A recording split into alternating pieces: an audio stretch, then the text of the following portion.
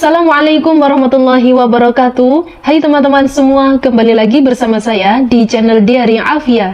Oke, baik teman-teman semua, pada video kali ini saya akan melanjutkan sesi sharing berkaitan tentang pengalaman saya sebagai Odapus.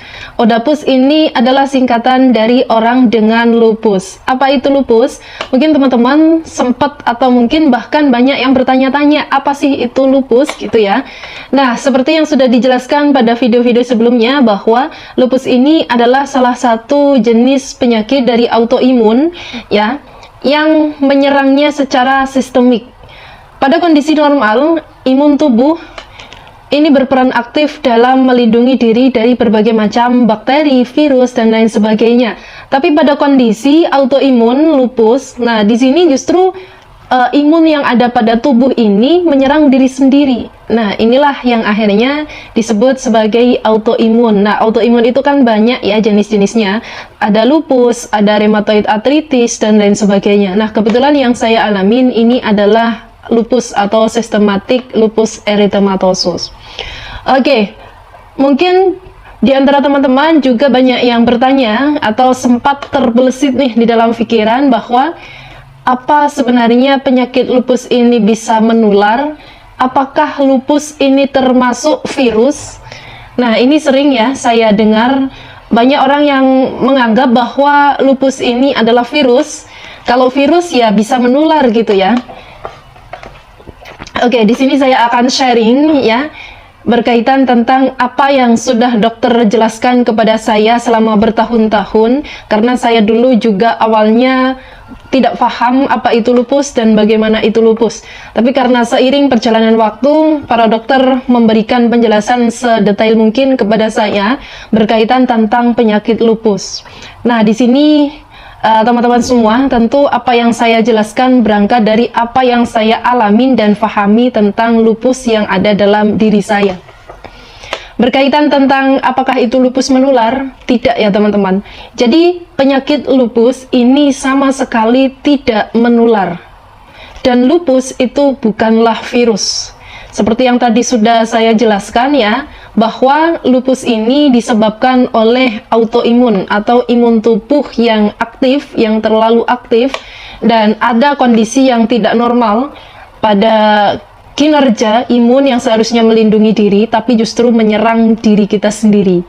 Nah, jadi dapat kita pahami ya, bahwa lupus ini bukanlah virus dan lupus tidak menular.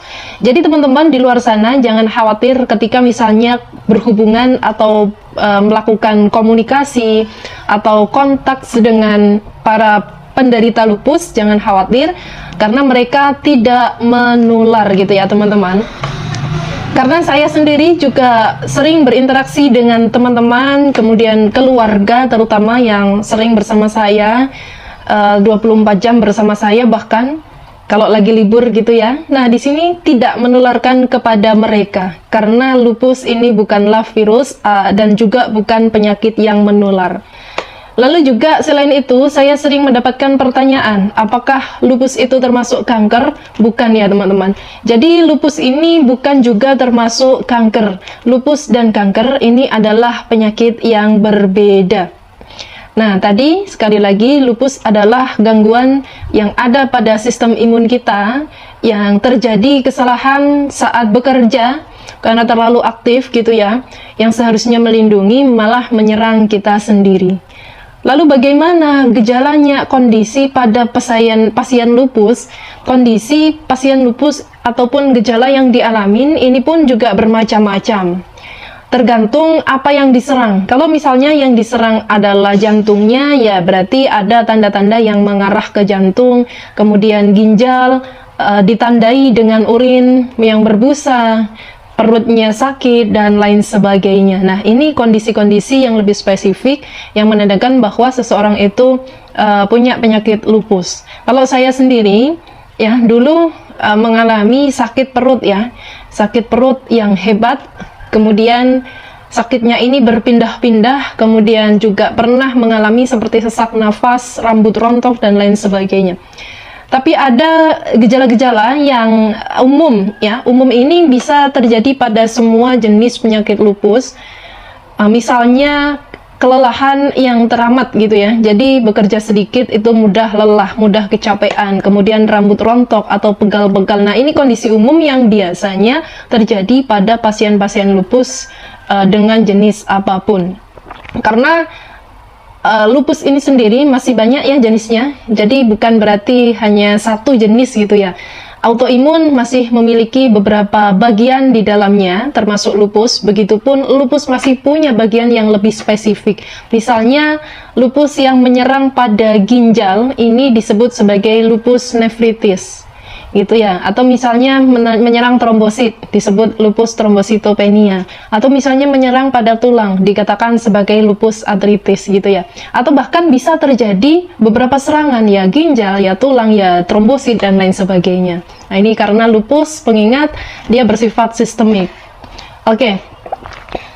Jadi buat teman-teman, tetap beri support ketika ada teman kalian atau saudara kita atau mungkin keluarga kita yang memiliki penyakit lupus. Jangan biarkan mereka sampai terasingkan, dan jangan sampai istilahnya menjauhi mereka dengan alasan ya tadi mereka membawa virus, membawa dampak yang buruk bagi kesehatan. Ya teman-teman, tetap tenang karena penyakit lupus ini tidaklah menular dan bukanlah virus.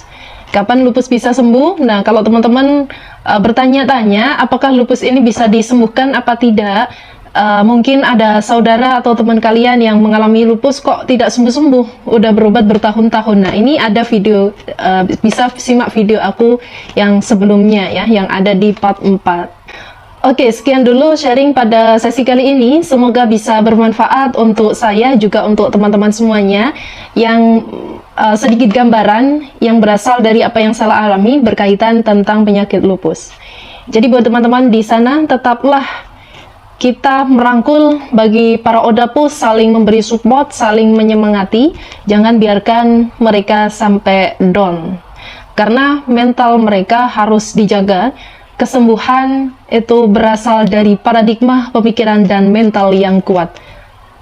Sebagus apapun terapi yang diberikan, sebagus apapun obat yang diberikan, tetapi ketika kondisi mental kita lemah atau kondisi pikiran para odapus ini lemah, nah ini bisa percuma atau bisa sia-sia, dan itu yang saya rasakan ya teman-teman. Oke, sekian, kurang lebihnya mohon maaf. Jangan lupa ditonton ya, supaya mendapatkan pengetahuan tentang lupus. Barangkali ada di antara kalian memiliki teman atau saudara yang terkena lupus, jadi bisa sedikit mengetahui dan bagaimana cara bersikap kepada para odapus. Oke, sekian dulu.